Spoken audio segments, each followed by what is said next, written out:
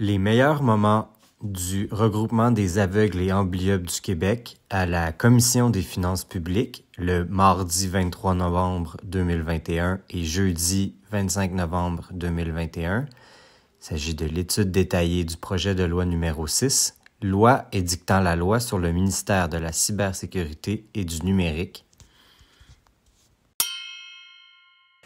Nous sommes en compagnie de représentants du regroupement des aveugles du Québec et j'aimerais saluer messieurs Perrault et Damour qui se joignent à nous dans une autre salle que la nôtre. Bien qu'on soit à distance, on se sent néanmoins très proche. Alors, merci beaucoup d'être là. Antoine Perrault, directeur général au RAC. C'est que le web, s'il est développé sans prendre en considération différents standards, présente de sérieux obstacles qui empêchent une large partie de la population d'y accéder. Ceci étant dit, il y a des solutions qui existent. Au niveau international, il y a ce qu'on appelle les WCAG 2.0, qui sont des standards internationaux qui permettent à un site web d'être utilisable par tout le monde. Au Québec, on a notre propre version des WCAG. Depuis 2011, le gouvernement a un standard d'accessibilité du web. Malheureusement, malgré de nombreuses revendications, représentations que le RAC a fait, on se rend compte qu'il y a encore beaucoup de problèmes. À titre d'exemple, selon une étude qui a été faite par le regroupement des aveugles et amblyopes du Montréal métropolitain, en 2018, 68% des sites web gouvernementaux ont un niveau d'accessibilité entre faible et inutilisable. Ça inclut aussi les sites web des CIS et des CIUS, qui sont sur le terrain pour répondre en fait, aux besoins des gens à travers différents services. Mais à leur site web, 68% sont inutilisables ou difficilement utilisables.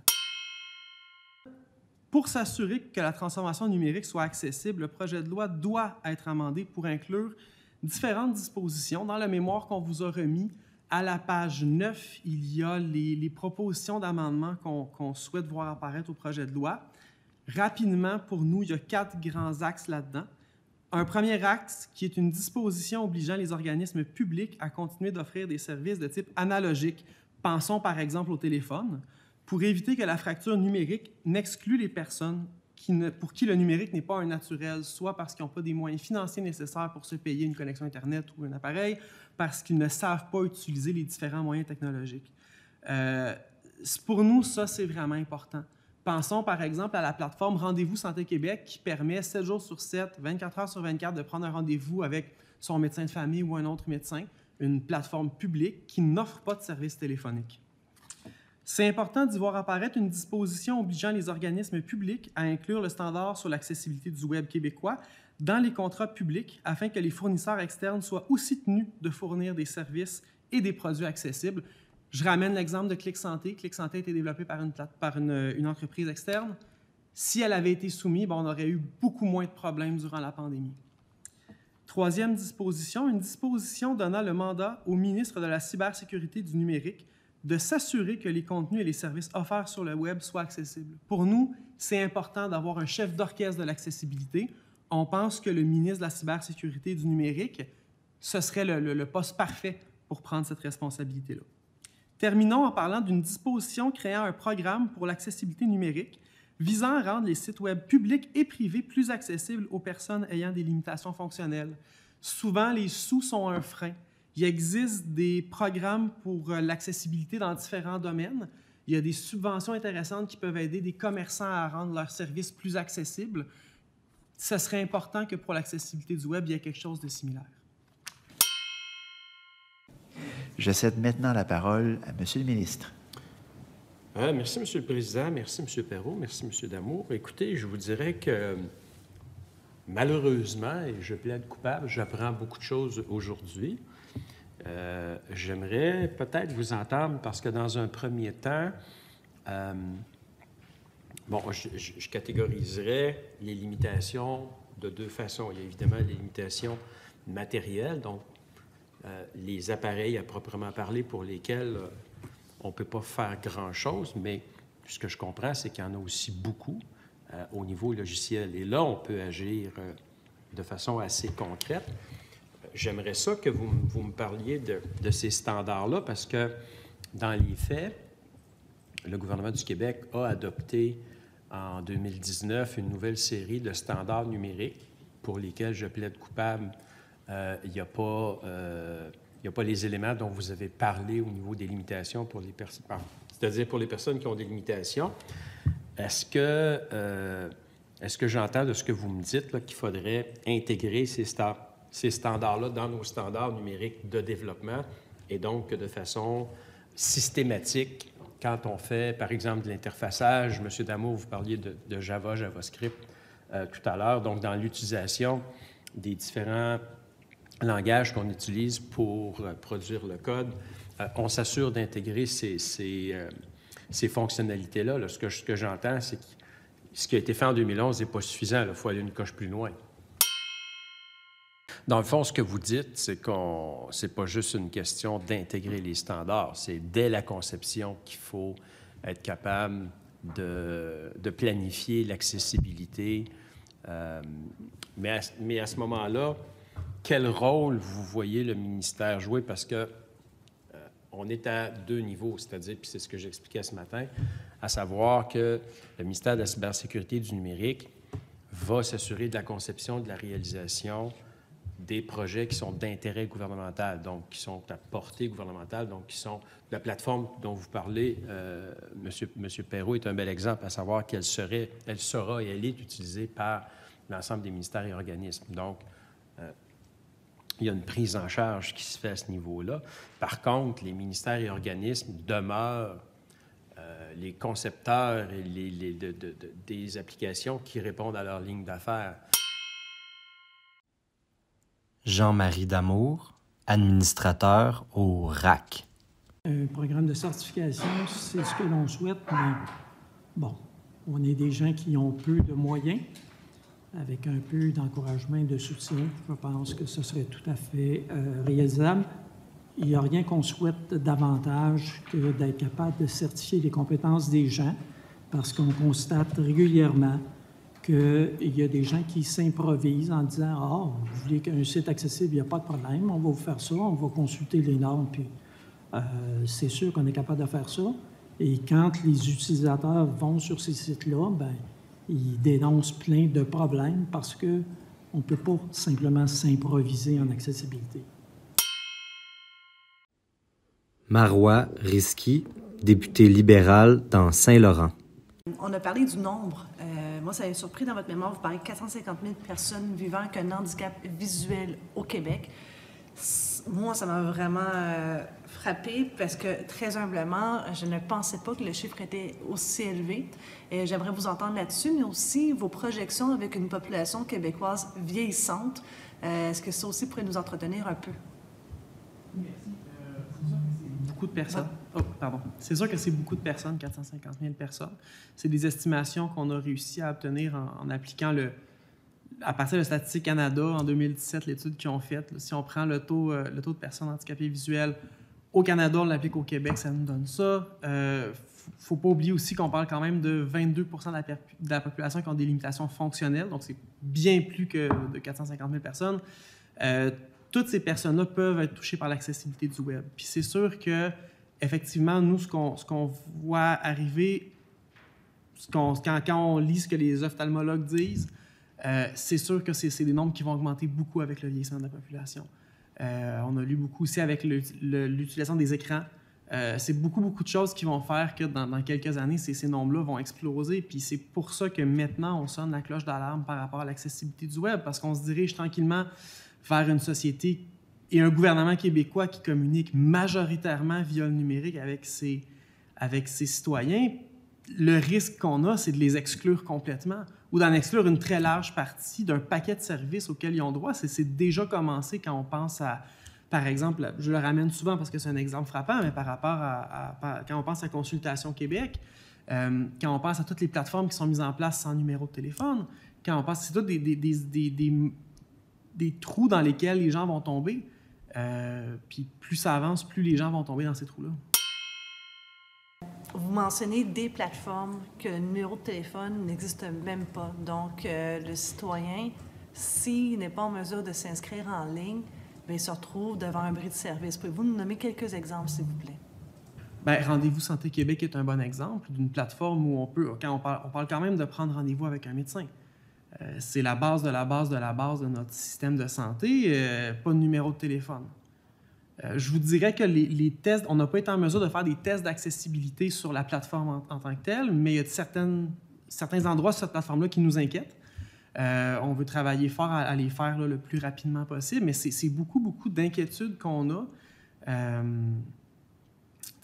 Nous, on le répète toujours, ce message-là, au-delà d'une règle, au-delà d'un standard, on parle d'une personne qui n'aura pas accès à un service public. Je tiens pour acquis que de votre côté, c'est important que les services en personne aussi existent, puis par téléphone toujours. Là. C'est sûr que pour une personne aînée d'un certain âge, je suis rendu dans cette catégorie-là, mais bon, c'est pas tous les gens qui sont à l'aise avec la technologie. Et si on parle d'une personne qui a une limitation visuelle relativement sévère, bien, c'est encore plus difficile. Fait que c'est important qu'il demeure des services en personne, des services au téléphone pour desservir cette population-là. Le virage numérique, c'est bien et ça va s'élargir de plus en plus avec le temps qui passe, mais il y a une transition à faire, puis il ne faut pas échapper des gens derrière. Ce matin, on parlait avec Maître Poitras qui parlait qu'il y avait justement des lois pour s'assurer que ça demeure accessible pour les personnes, notamment qui ont un handicap visuel. Alors, je lui ai mentionné une statistique qui est dans votre mémoire. 68% des sites web gouvernementaux et des sites web des CIS et des CIUS ont un niveau d'accessibilité entre faible et inutilisable lorsqu'il est question des standards d'accessibilité des sites web. Alors, c'est quoi la conséquence quand ces sites web ne sont pas conformes aux normes que le gouvernement du Québec s'est doté depuis 2011? Tantôt des bris de service, des difficultés d'accès. Gouvernement. Pardon? La conséquence du gouvernement. Donc, quand que le gouvernement ne fait pas ses devoirs, ne rencontre pas ses propres standards, c'est quoi les conséquences? Non, il n'y en a pas. Au mieux de notre connaissance, il n'y en a pas. Bien, c'est ça que je me suis dit. Alors, puis moi, j'ai été prof à l'université, puis je me suis toujours dit, si je veux que mon étudiant soit meilleur, il doit avoir des conséquences, non? Et il faudrait qu'il y ait des conséquences, puis il faudrait qu'il y ait une veille, une certaine surveillance, un contrôle, parce que si on met des règlements, puis qu'il n'y a personne qui contrôle leur application, bien, on se retrouve avec la situation qu'on connaît actuellement. Antoine Perrault, directeur général au RAC. Si je peux me permettre, ce qui est intéressant de votre exemple, c'est que nous, on fait beaucoup de représentations depuis plusieurs années à ce sujet-là, puis souvent, on se le fait dire par les ministères, on a fait ce qu'on pouvait. Même si c'est pas aux normes, on a fait ce qu'on pouvait, sauf que malheureusement, on a fait ce qu'on pouvait ne donne pas accès aux personnes. Dans ce cas-là, c'est pas suffisant. Je cède maintenant la parole au porte-parole du deuxième groupe d'opposition et député de Jean Lesage. Merci, Monsieur le Président. Alors, je suis content d'être ici pour venir avec vous travailler sur ce projet de loi et sur ce projet de ministère. C'est aussi une occasion, ça s'inscrit dans la transformation numérique, évidemment, de l'État québécois, puis je trouve ça extrêmement important. Et une des choses, je vous le dis tout de suite, là, qui va m'habiter puis à laquelle je vais vouloir contribuer, c'est de s'assurer qu'on puisse prévoir ou maintenir ou encourager la question de l'accessibilité des sites du gouvernement à toutes les personnes, que ce soit des personnes aînées qui, justement, peuvent avoir une alphabétisation numérique, disons, faible, là, ou qui peuvent être vulnérables de ce point de vue-là, ou encore des personnes qui sont prises avec un handicap visuel et qui, face à des services en ligne, sont souvent bien démunis quand ils ne sont pas conçus de la bonne façon. Alors, c'est la contribution que j'aimerais pouvoir apporter aussi, en plus de celle mentionnée. Merci. Merci. Et nous en étions rendus au dépôt d'un amendement sur l'article 3. Madame la députée de Saint-Laurent, vous la parole. Alors, amendement, article 1, article 3 de la loi sur le ministère de la cybersécurité et du numérique. Ajouter à la fin du paragraphe 1 de l'article 3 de la loi sur le ministère de la cybersécurité et du numérique, proposé par l'article 1 du projet de loi, et après, ouverture des guillemets, de qualité, fermeture de guillemets, ce qui suit. Ouverture de guillemets, virgule, en s'assurant autant que possible de ne pas causer de fracture numérique, fermeture de guillemets, point, et ça serait l'amendement pour répondre à une des préoccupations qui a été soulevée, notamment par le regroupement des aveugles et des amblyopes du Québec. On en a fait état et le ministre, monsieur, j'allais dire votre nom, mais député de la Pelletrie, vous partagez cette même préoccupation. Alors, je vous remercie sincèrement pour votre concours et Maître Bacon pour l'écriture de cet amendement. Merci. Bien, chers collègues, au moment de suspendre, le député de Jean Lesage souhaitait déposer un amendement. Chers collègues, à vous la parole. Oui, merci, M. le Président. Alors, l'article 3, introduit par l'article 1 du projet de loi, est modifié par l'ajout, après le 9e paragraphe du suivant, donc 10, s'assurer que les organismes publics incluent le standard d'accessibilité des sites Web SGQRI 008 2.0, fermez la parenthèse, dans les contrats adjugés par appel d'offres publiques et les contrats conclus de gré à gré, le cas échéant. Alors, l'objectif, évidemment, de s'assurer qu'il y ait une accessibilité, évidemment, pour les sites Web dans les sites du gouvernement, mais aussi lorsque le gouvernement, des fois, va aller en sous-traitance, par exemple, va faire des contrats, bien, que les services qui soient rendus par organismes ou entreprises interposées aient les mêmes standards, finalement, d'accessibilité du Web que le gouvernement lui-même. Merci, chers collègues. Monsieur le ministre. Oui, merci, Monsieur le Président. Malheureusement, on ne pourra pas donner suite à cet amendement pour différentes raisons. Le premier, c'est que là, on va beaucoup trop précis dans l'utilisation de standards. Donc, une loi doit être plus souple, d'une part. D'autre part, c'est la loi sur les contrats des organismes publics qui couvre le volet de ce qu'on doit inclure ou non dans un appel d'offres. Donc, ce n'est pas la mission du ministère de la cybersécurité et du numérique. Ça reste la prérogative du Conseil du Trésor qui est responsable de l'application de cette loi-là. Et en plus, l'amendement que la députée de Saint-Laurent vient de déposer, que nous avons adopté, s'applique.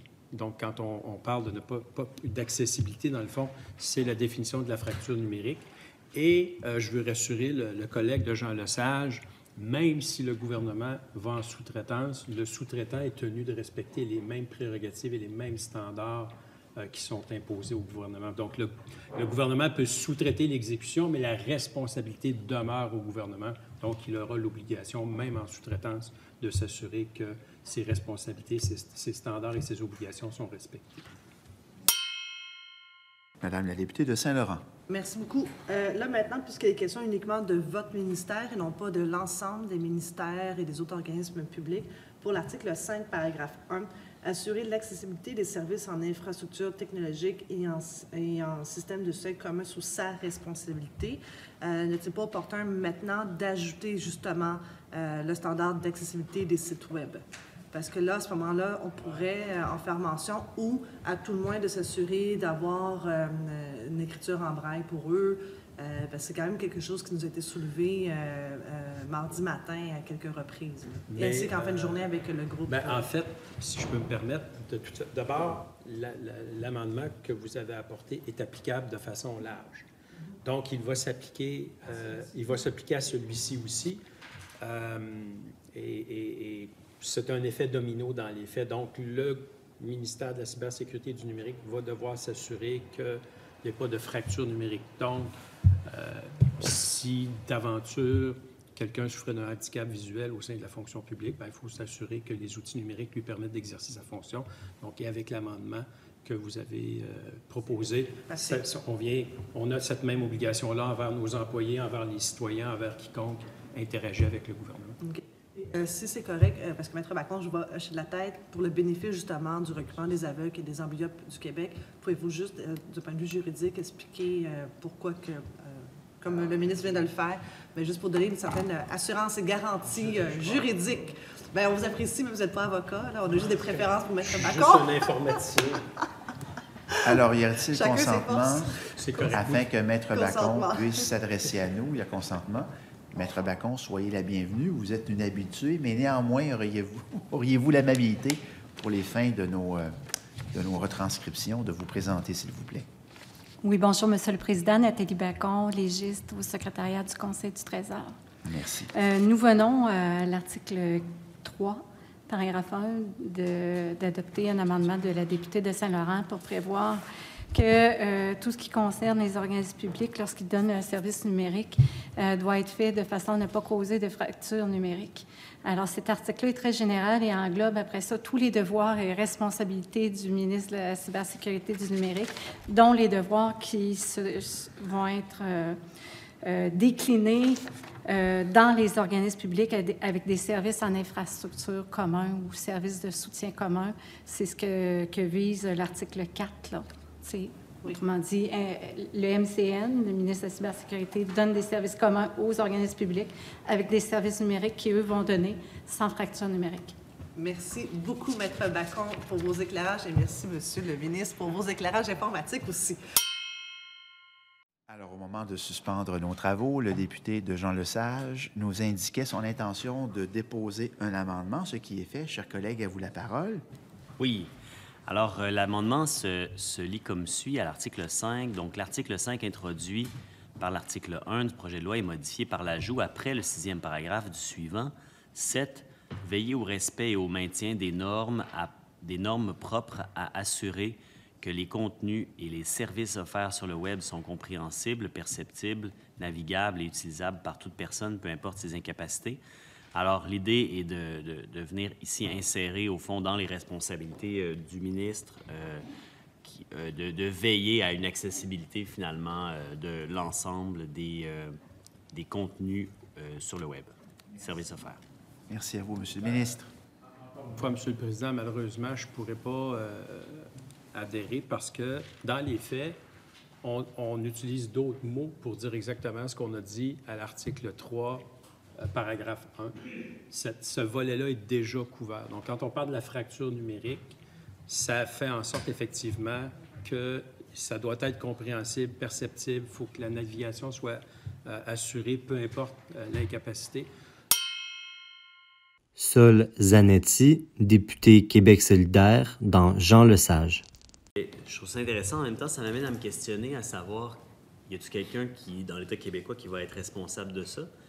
Parce qu'on se dit, mettons, pour l'accessibilité des bâtiments, il y a comme le code de bâtiment qui régit pas mal plus large, à mon avis, que juste les bâtiments de l'État, puis qui s'assure que, mettons, des jardins, pour prendre l'exemple que vous avez pris, qui se fait une nouvelle bâtisse, bien, il faut qu'il soit accessible, qu'il y ait une rampe, qu'il y ait des normes, là. Alors, je me dis, comment est-ce qu'on va pouvoir assurer ça, au-delà du niveau des bâtiments, au niveau du Web? Si ce n'est pas le ministre de la Cybersécurité, est-ce que ça va être quelqu'un d'autre? Comment est-ce qu'on pourrait trouver cette façon-là?